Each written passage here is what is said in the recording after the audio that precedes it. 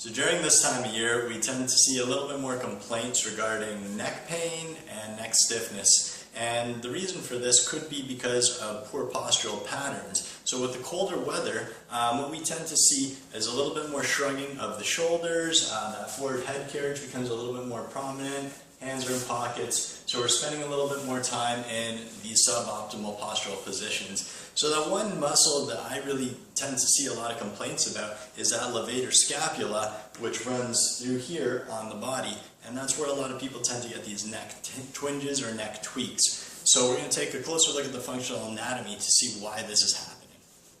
Okay, so this is going to help me demonstrate the anatomy of the levator scapula and how it functions. So it attaches from our C1 to C4 vertebrae here, and our neck travels down and attaches to the top of the medial border of the scapula, or the shoulder blade, in here. So when Lisa elevates her shoulder, we've got a contraction. That's one of the actions of this muscle. She can rotate her head towards me. That's another action right there, so that lateral rotation, as well as lateral flexion down there.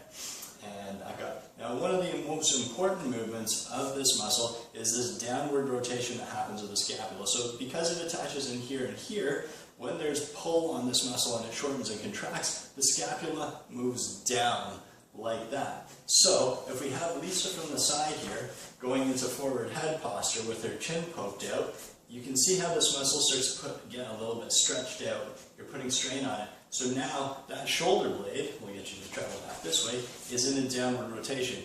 This isn't the optimal place that we want it to be for any sort of our daily activities where, if I get you from the side again, so daily activities tend to have our hands in front of us. So for the hands to be in front and that shoulder to move like this, we actually need upward rotation of the scapula, which is the scapula moving in the opposite direction.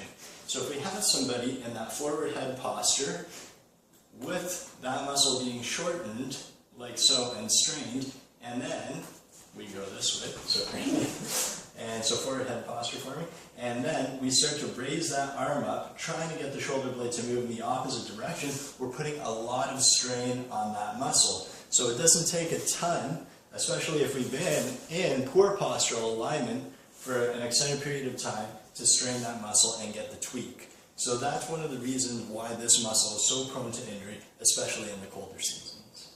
Okay, so once again we see how proper posture plays a big role in functional movement, especially the range of motion of the shoulder, as if I'm in that forward head postural position, because of where that muscle goes and its function, I'm going to have a lot less range of motion here than I would if I'm in proper position and I can raise my arm all the way up. So what we want to do is just be a little bit more conscious of our posture. We want to stand in a nice, tall, proud position, keeping the opening of the ear in line with the shoulder. And that is active therapy for your active life.